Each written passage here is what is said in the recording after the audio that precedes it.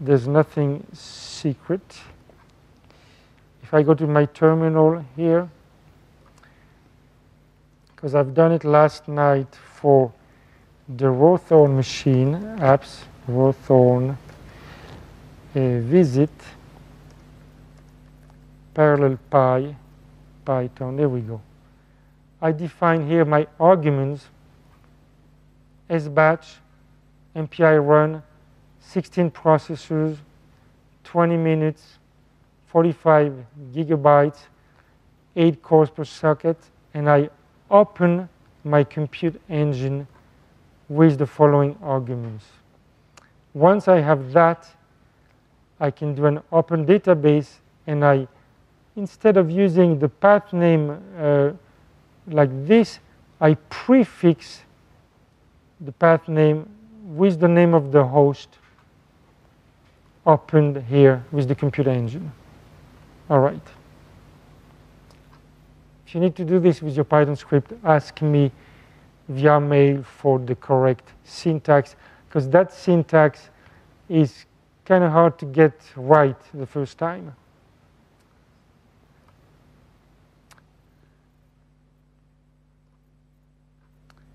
Here's what you should get at the very end. And by the way, we learned matplotlib yesterday. You can do exactly the same curve with matplotlib, with, good thing for me, with exactly the same number of lines of code. So in Python, if you run this, if you load this table of data, which was 2 columns of data, you load it with numpy. This is my file name. NumPy creates an array with 2 columns, and then you plot the first column against the second one, and you get the same display. So now we've gotten back, we've closed the circle. You see how we can use Python in all those different tools and applications, this being the final results. To do the path line, if we have the streamline on the screen, it's just as simple as switching in the graphical user interface between streamline and pathline.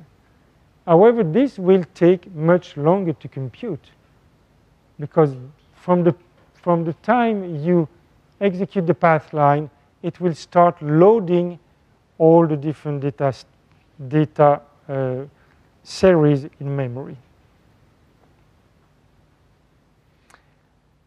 The pipeline can be animated in this particular fashion here. So here I have the beginning of the flow, then it goes through, it continues, etc. And I guess you can see that the color is changing because I'm coloring with the age of the particles as they travel through the domain. You could animate this. There's a graphical user interface widget for it, where you crop away the streamline like this between 2 bounds. In Python, I do it like this. I get my streamline attributes. I set the display end to a particular time. I set my plot. I save my image. Okay, and that would create my old movie of path of particle animation. There is a review of the expression, and I will look at the very last one here, which is predefined when you load that particular data set. It's the time derivative using connectivity operator of pressure, and it's defined, as you can see, as the current time step minus the time step before it, divided by the time of the mesh for the current time step minus the time of the mesh of the previous time step. it's kind of cryptic, but it's predefined for you, so you can use it as it is. And right here, I have a pointer to the wiki article on cross-mesh evaluation if you need further help.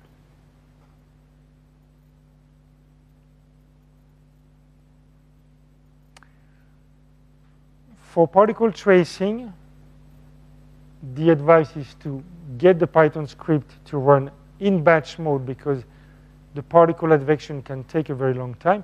And then once you have the final set of particles, you save this as a data set of just particles position, and you can animate that much quickly. So that would be the way to do this. This we've done ahead of time this morning so that we could connect to CSCS, to Eiger. So you've seen, we've practiced this. And I have no other examples to show. Interactive versus batch. If we go to that particular directory, apps Eiger VisIt, I would like you to try this particular example. There is the Slurm. This is the Slurm example to send to SBatch, and it will execute this parallel run Python command. Let me control that this is ready to run, and apps Eiger VisIt.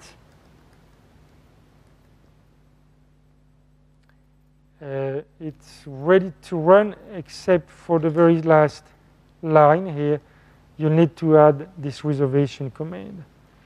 So what do we do here? Actually, this is an overkill, but I'm using 32 tasks, 4 nodes, and I run VisIt and this Python script. And if we look at the Python script, it does exactly this. Opens a database, define a scalar expression for the processor ID, and plot the processor ID. And there's nothing more to it. If I look at Scratch Eiger G Favre multi, there is the image that you should produce. It's that half-cylinder data set we've looked at. If I use 32 processors, just like in that case, on my color legend, I should have 32, 0 to 31 here. And you can see those different partitions, those different colors. This is how VisIt divided the data set. I've done one. I thought I did with a different number of processors, but no, they're the same. All right. So the script uses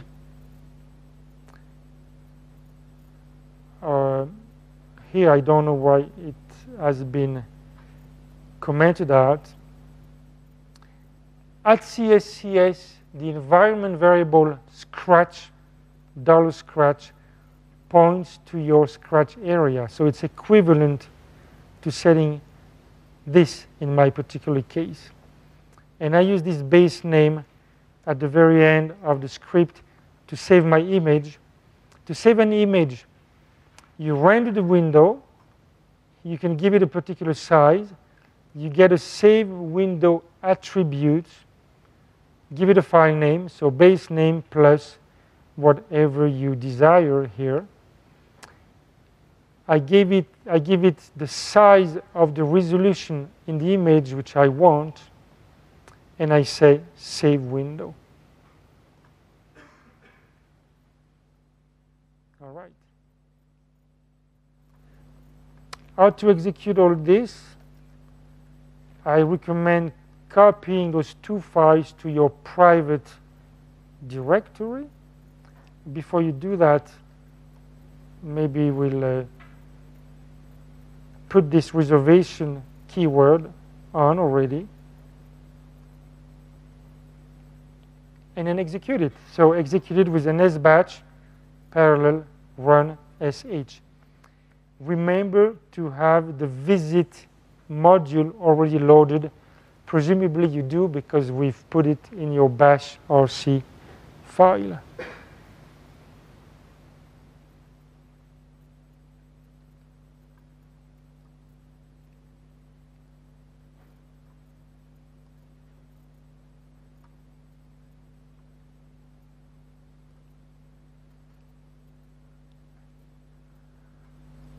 I'll give you a few minutes to try this before I switch to something else.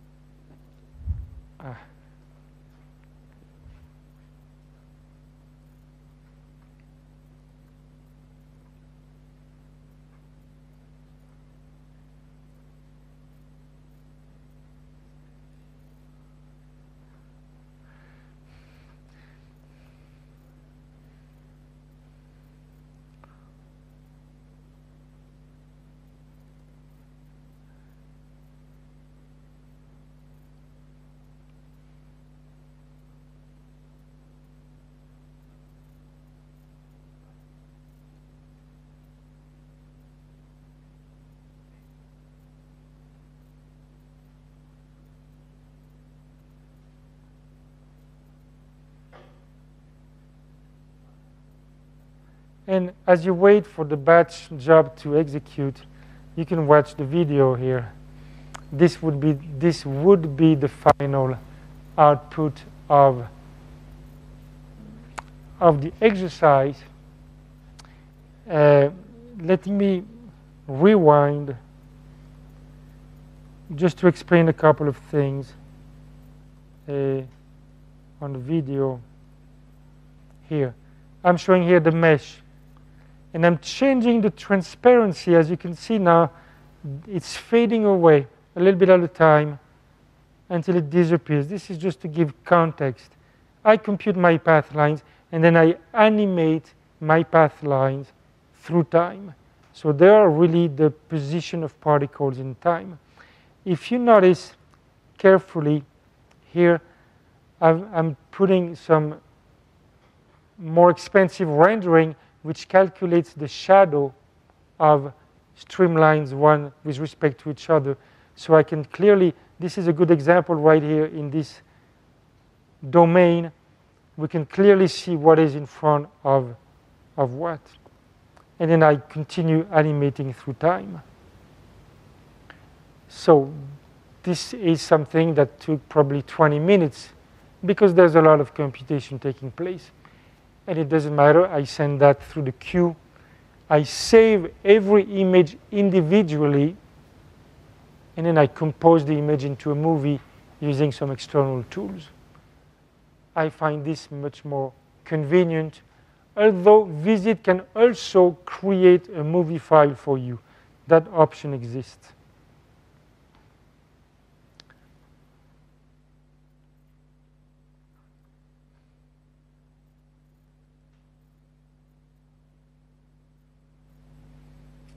So how is it going with submitting this batch job?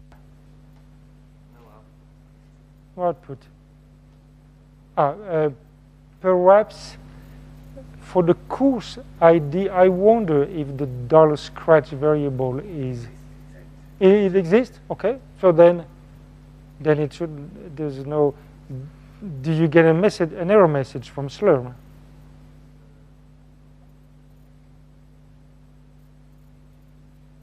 If I look again at the example, apps Eiger VisIt.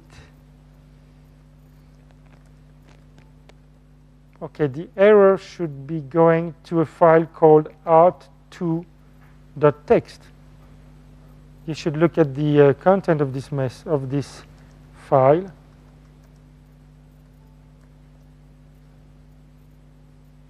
you should get something like this. This is the example. It shows that I have run using 32 processors, yes. It shows that VisIt found another name, another image file existing, so automatically it updates the file counter. And at the very end, it looks like something that is an error message, but it's simply the batch scheduler telling us the job is finished, we cancel the allocation. So you should be getting a message similar to this.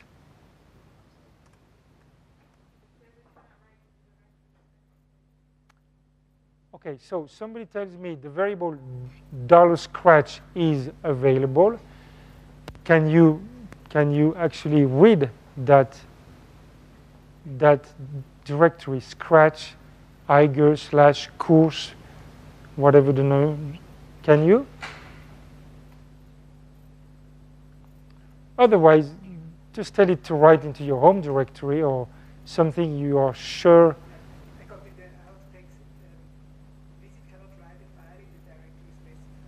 Okay, and what is the directory specified?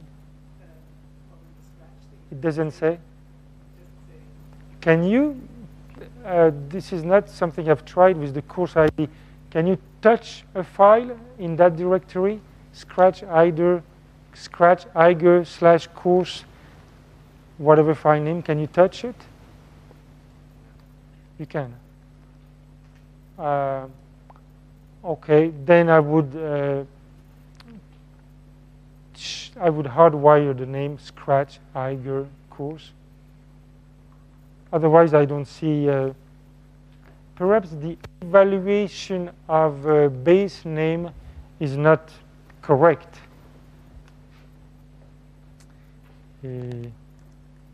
Parallel run, parallel pi.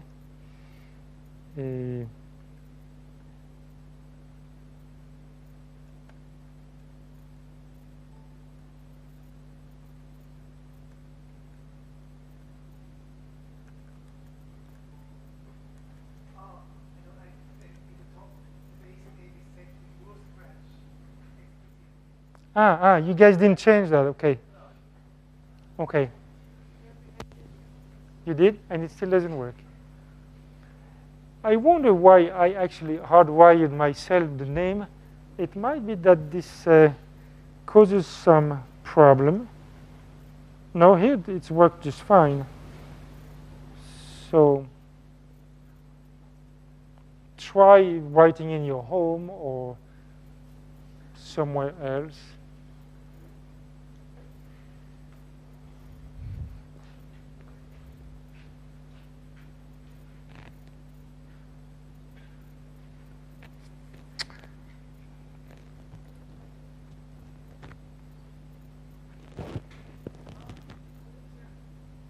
It works writing in your home? No, or writing? Okay, okay. All right. Okay, good.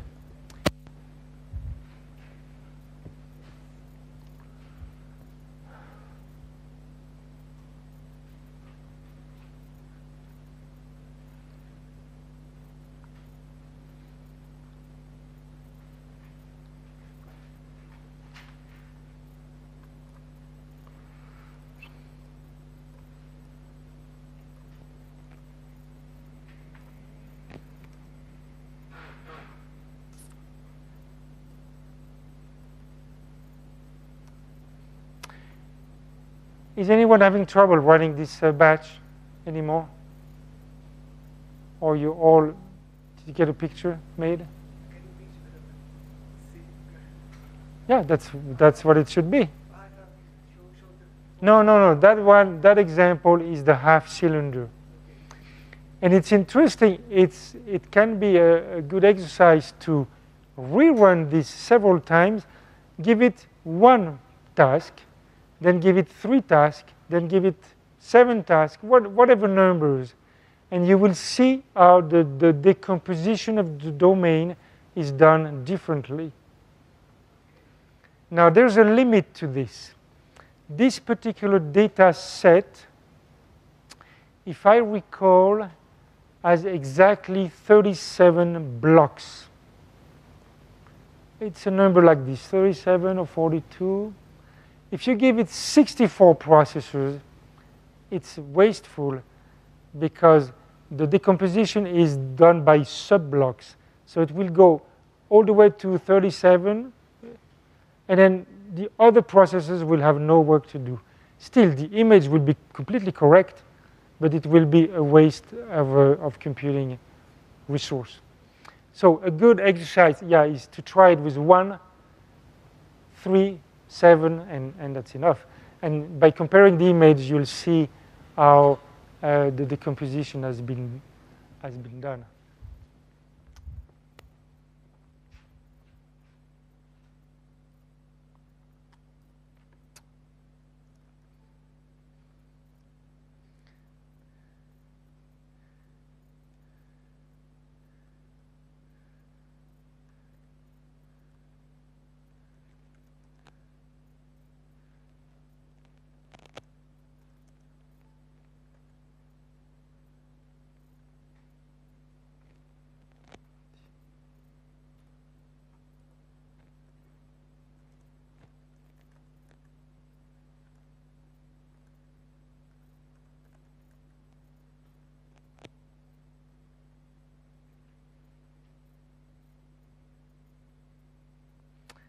There is the result that I've just given you as an exercise. If I use 3 processors, this is how the domain is decomposed. Okay, that looks pretty logic. It goes all in one direction. If instead I use 32 processors, this is how I get, this is what I get as a decomposition. Okay? Yeah? Because if I count here, I see like 4 sectors. Yes? 3 rows. Yes?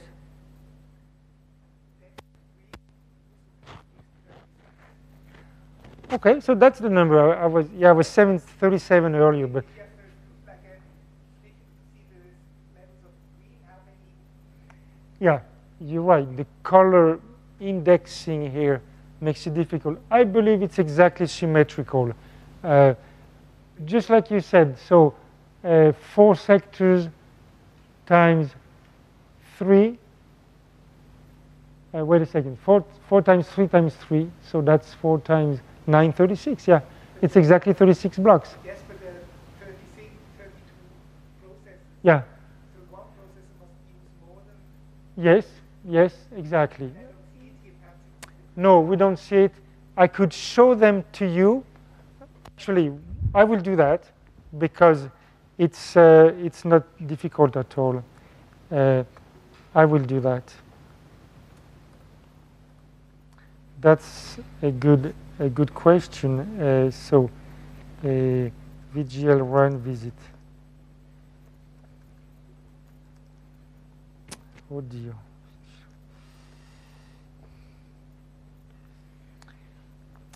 This is one aspect which I have not demonstrated at all in VisIt, so it's a quick test. I'll type Eiger, and I will go to this. I will select multi 3D. How many processors do we want? 32? All right, 32. 4 nodes. Okay. Oh, good. It looks like. I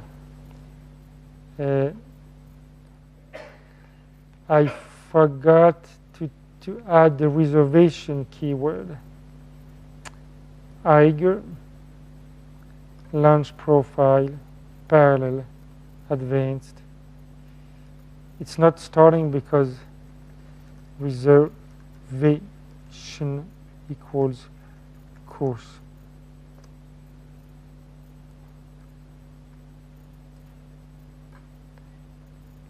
Apply, dismiss, save, cancel, reopen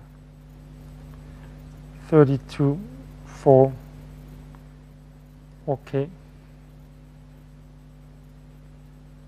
Add processor proc ID draw. All right.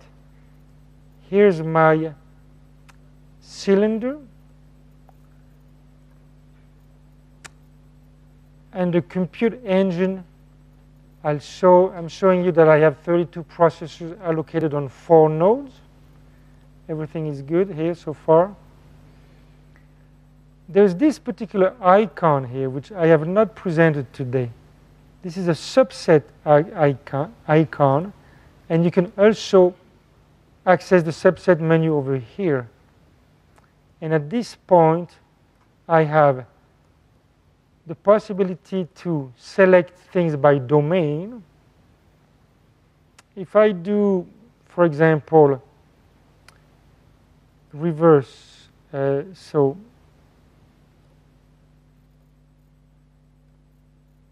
there, this is domain number 6 only. And here's domain number 4 as well. And here's the domain number 2, etc. So we can kind of see how the data is organized. Now, you wanted to see just one particular processor. It's not difficult to do. In that case, we threshold that display by the processor ID. So if I want to show only processor 4, for example, I do this. Apply, dismiss, draw. That's normal. This is not. And let me do it again.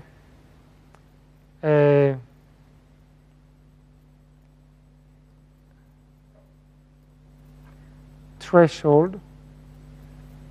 I was too fast. Threshold. 4 and 4. Apply. When I said draw, it gives me a warning. The pseudo-color plot yielded no data. There's no data. This is not an error. It's because at this current moment in time, I only have those particular domains selected. So it turns, this is telling me that domain 2, 4, and 6 are not assigned to processor number 4. If I wanted, I could say on all sets, assign the domains.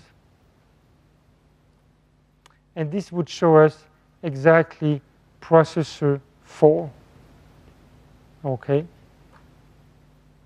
And then I could go on like this, and I could show processor 31, etc.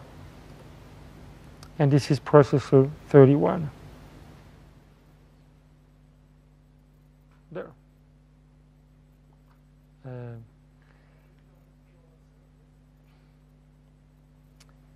This is a good question.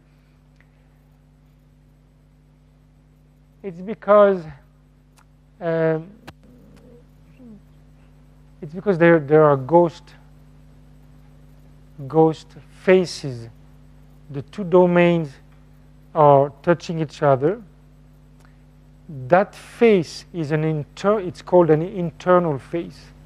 So it's not displayed in this particular fashion. Oh, by the way, I had wanted to show you the ghost cells. So let me remove the threshold. This is my domain. And if I add the operator inverse ghost zone, I will show exactly this. Okay? So we have the one cell thick domain on both sides of the processors. This is with 32 processors. If I were to delete completely this, close this, reopen it using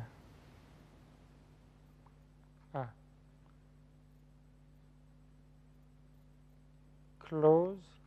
Oh, I need to shut down the compute engines. There we go. Close the engine. OK. Dismiss. Open. I want to open the same data set again using only, let's use only 3 processors like earlier. I add my pseudo-call of processor ID, and I do my ghost zones. And there are my ghost zones. So they are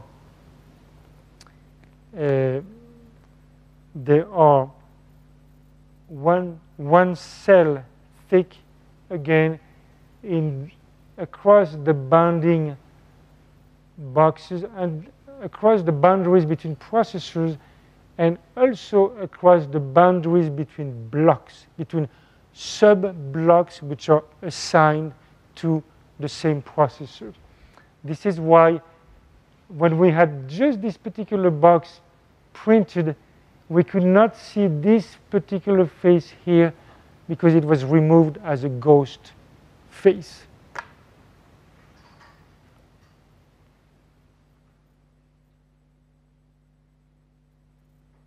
Any more questions here? The blocks, that's defined in the data. Exactly.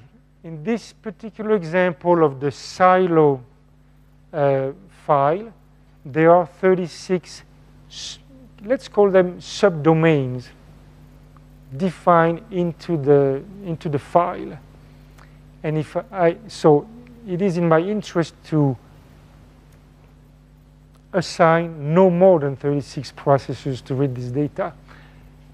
I have another data set in the same collection, delete, close, open. The rectilinear 3D. This is a good one for you to experiment with as well when you get home, perhaps, because today we are pushing the limit of time. There. In this case, we have a Cartesian block. I have 3 processors. I divide in one direction. Bam, and I'm done. Ghosts, let's look at them.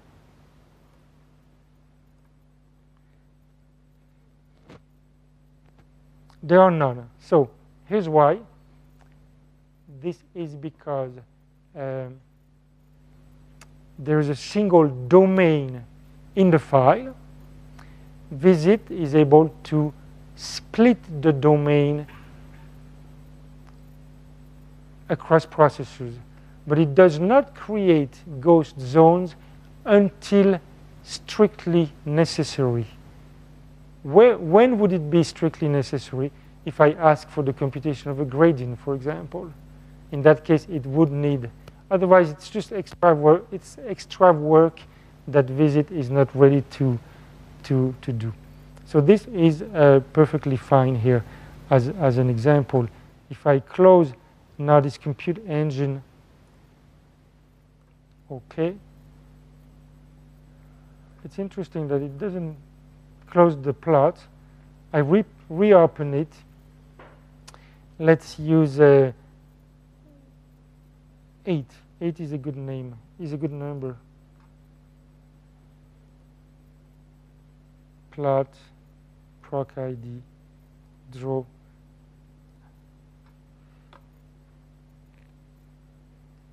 I expected a different coloring, but fine.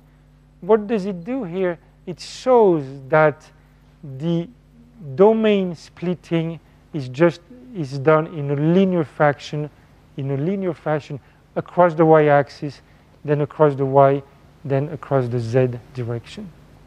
Okay, it's just one particular way of doing domain decomposition. All right. I will take a parenthesis to show you some examples which yesterday I couldn't show because of the numerous connection problems we had. and then we'll take a small break.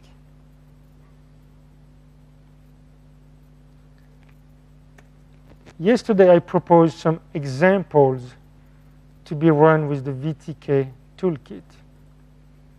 Those were the examples. The charts example, I think, worked quite well. Oh, I forgot if I had even time to show them. But the more interesting ones, from my point of view, are these particular ones called examples something. Let's look at the first one, cone. And let's cross my fingers here that it will actually do what is intended. Hello.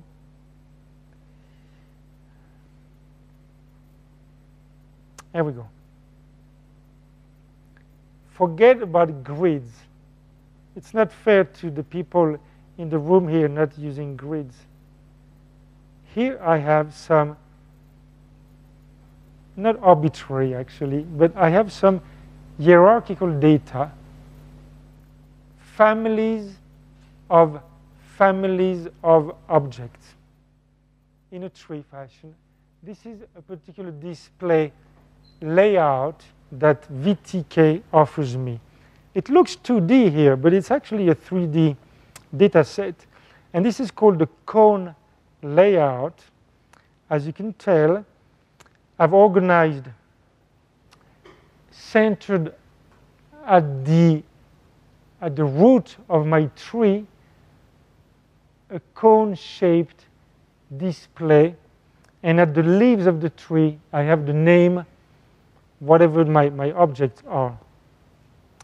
Now, I forgot if I have two. No, this is a single one. I can make it full screen.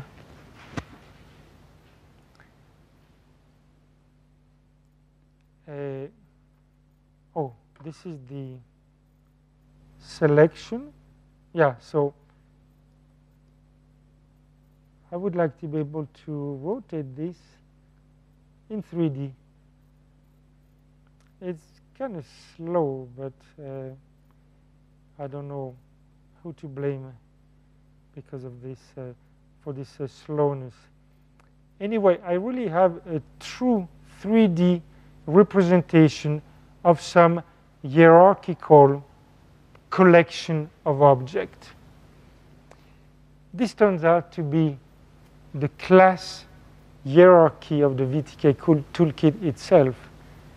VTK is a C++ library, so it's object-oriented. So there is inheritance. There is a hierarchy of objects. This is exactly a visualization of this hierarchy of objects. Now, on this hierarchy, I can actually select particular nodes. I forgot. There we go. It's selected in white. I can select subtrees, and I can do some operations on my data. Let's go to the next example. The next example is cone. This is GeoView. All of you having let's say, geographically based data could use this particular example. Here I have a graph again, a graph of related objects. These objects can be associated with a longitude and a latitude on the sphere of the globe. And if I do this, this is what I obtain. I obtain my geographic view here, my Earth, and then my data located on the Earth. And I have over here my particular, this looks like it was copied from Google Earth, this particular browser for orientation. Here I will select a number of nodes. Here they become purple, and I can do further operation on it. This is zooming, etc., and I have rotation of my object. actually, the person responsible for traveling at CSCS, she's booking all the airfares for us and all the travel.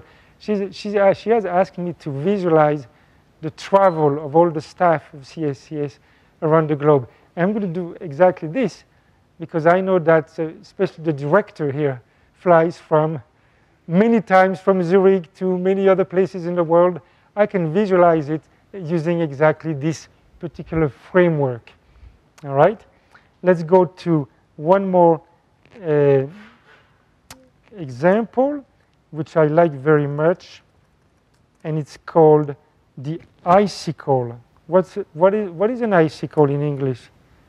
It's you know, ice stalactites falling from rooftops, etc. Well, here we have again a visualization of the hierarchy of VTK displayed as a set of icicles. So you can imagine the root object, which is the blue object, and each family of object occupies an area which is proportional to the number of children here. The coloring is also proportional to the number of children, etc.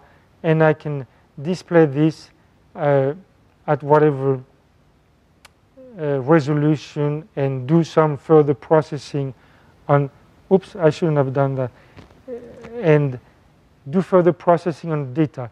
This is one way to represent the data. The same data can be represented also in this particular view.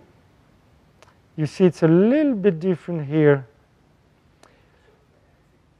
Exactly, this one looks like the two icicles. And by the way, for one of you here, I see here the Exodus reader, the parallel Exodus reader, right here in the collection of classes of VTK. And I have yet another representation, which is, I thought I had 3 of them in that, let me reload in that demo. I have, hello, I have this one, I have the icicle, and, no, I only have 2, okay. So fine, I quit this, and this must be the last example for which I have 3 different views. Views, it's called. Let's see if it does the job. Yes, it does. Yes, it does. There is yet another way of displaying graph-based data. Here's one way. Here's one way here with the root of the tree at the top, and then branches of that hierarchy. And because VTK uses multiple inheritance, it means that we have children with multiple parents. This is what we see here on this display. We actually see connections echo here. All of those children have connections to other objects in the graph. And I have a third option right here, which becomes even more colorful. I have a multi-layer here of hierarchy at the thickness of this circle, and then I have cross relationship between objects. There. So this is for all the people doing visualization of non-spatially oriented, nothing that is grid-based, but objects in general. All right, I propose a little pause, and then after that, I will show you the coupling of simulation with the visualization application.